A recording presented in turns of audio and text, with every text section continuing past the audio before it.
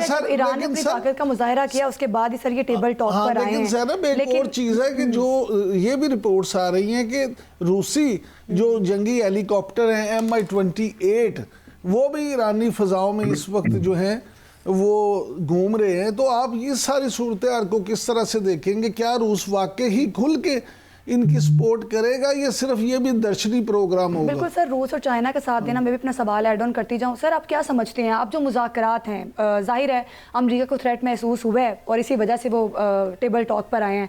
अब ये मुज़ाकरात की कामयाबी किस हद तक मुमकिन है, और क्या ये जो अब मुज़ाकरात हो रहे हैं 2026 में, ये 2025 वाले मुज़ाकरात से किस तरह मुख्तलिफ आप समझते हैं? जिस तरह मार्को रूबियो ने कहा है कि बैलिस्टिक मिसाइलों पर गौर होगा, जबकि ईरानी वज़ीर ख़ारजा अब्बास अराग़ची ने कहा कि सिर्फ एटमी मुज़ाकरात हैं, इसमें कोई और इराक़ा शिराकतदार भी मौजूद नहीं होगा। तो इसमें थोड़ा डिफरेंस क्या है, ये भी बताइएगा। देखिए, पिछली दफा जो थी, जैसे आपने कहा कि बात उस वक्त थी सिर्फ इनके न्यूक्लियर प्रोग्राम को कैप करने की और एनरिचमेंट को रोकने की।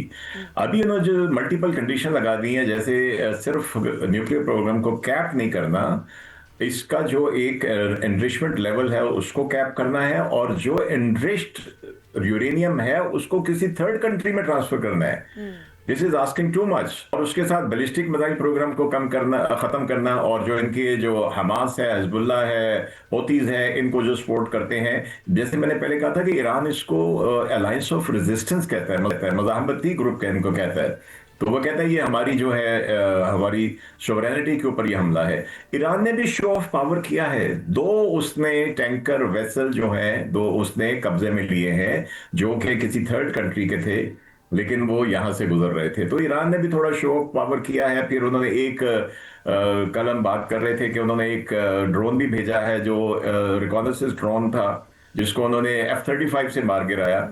लेकिन ये कि उससे बड़ी इंफॉर्मेशन ट्रांसमिट हो गई होगी। आज तो टोटल इलेक्ट्रॉनिक सिग्नेचर होता है, जो कोई मिसाइल फायर करता है, कोई जहाज का रडार लॉक करता है, वो इंफॉर्मेशन चली जाती है।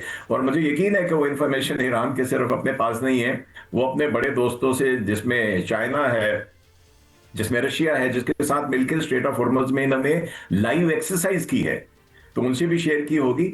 और बिल्कुल देखिए, रशिया और चाइना का इंटरेस्ट है वहां पे, तो ये वेनेजुएला को उठा के ले गए, सारे तेल के ऊपर कब्जा कर लिया। दूसरी बड़ी मंडी है जो जहां से तेल आता है वो मिडल ईस्ट है, और ईरान का अपना तेल बहुत ज्यादा है।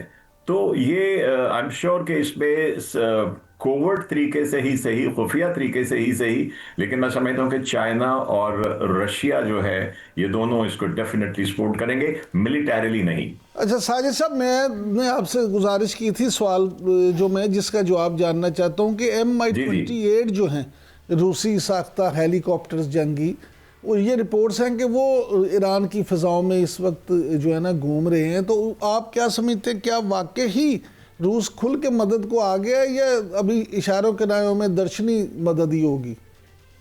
देखिए, अगर तो ये खबर सही है, मैं टू बी वेरी ऑनेस्ट इसको कंफर्म नहीं कर सका, मैंने चेक किया था। अगर ये खबर सही है तो इसका बुनियादी मकसद मैं समझता हूँ। देखिए, हेलीकॉप्टर ने तो बेसिकली, अगर अटैक हेलीकॉप्टर है वॉर में इस्तेमाल होने वाला, तो उसका मकसद होता है कि वो अगर कोई ज़मीनी जंग हो रही है तो उसमें वो हिस्सा लेता है। जो एक चीज़ मैं समझ सकता हूँ कि ये जो थ्रेट बिल्कुल एग्जैक्टली वेनेजुएला के सदर को उठाने वाला, और इन्होंने भी कहा, बीच में खबरें थी कि इनके जो रहबर हैं इनको उठाने की कोशिश करेंगे, इनके मजहबी लीडर को, खamenei साहब को। तो अगर कोई ऐसी चीज है तो वो गालिबन उनकी फिजिकल सिक्योरिटी के लिए होगी।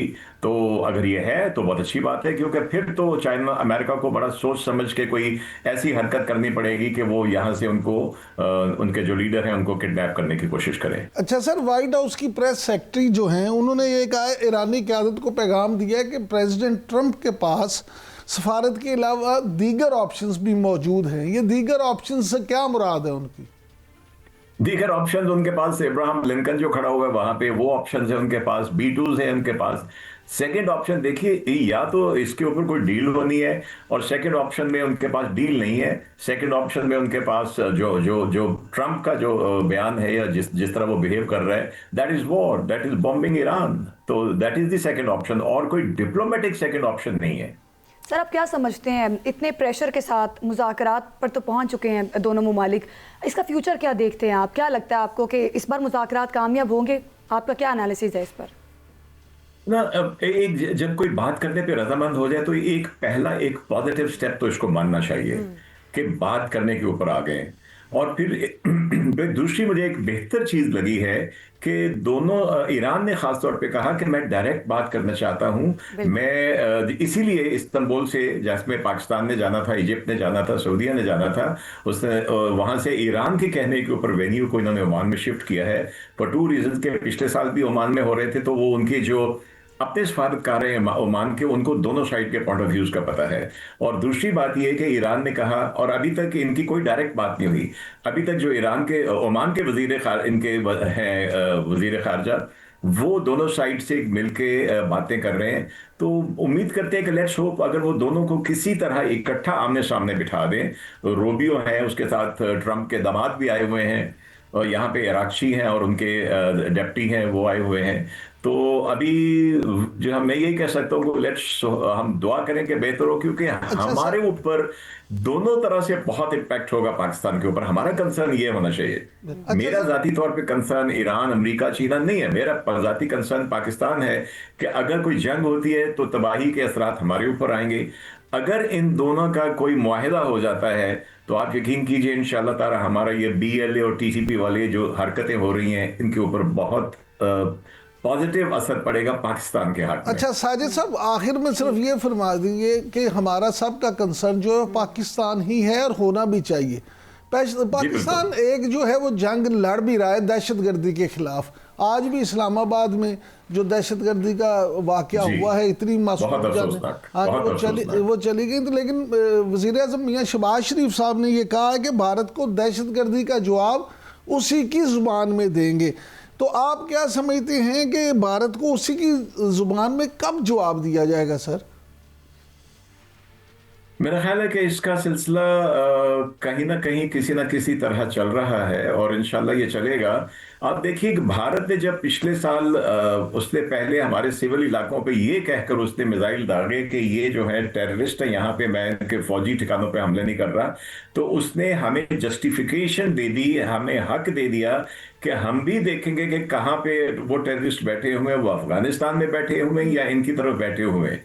तो कम से कम अफगानिस्तान की हद तक, क्योंकि सारे आप वहीं से रहे, कोई वागा से नहीं आ रहे, तो ये उनकी ज़बान में जो जवाब दिया जाएगा, आई थिंक उसके लिए सबसे बेहतर जो हमारे पास ऑप्शन होगी वो जिस हमारे मगरबी बॉर्डर से ये आ रहे हैं वहाँ पे इनको, और इनके जो स्पॉन्सर्ड वहाँ पे गाइड करने वाले बैठे हुए हैं, देखें ना क्वाडकॉप्टरों से हमले कर रहे हैं, उन्होंने KPK में भी किया है कबायली इलाकों में, और अभी इन्होंने बलूचिस्तान में भी किया है। तो मुझे यकीन है कि ये दिया जाएगा। हम पहले पाकिस्तान एयरफोर्स ये कर चुके हैं। बिल्कुल मौसर इमली भी बना ली है। बहुत शुक्रिया आपका साजिद हबीब साहब हमारे साथ मौजूद थे।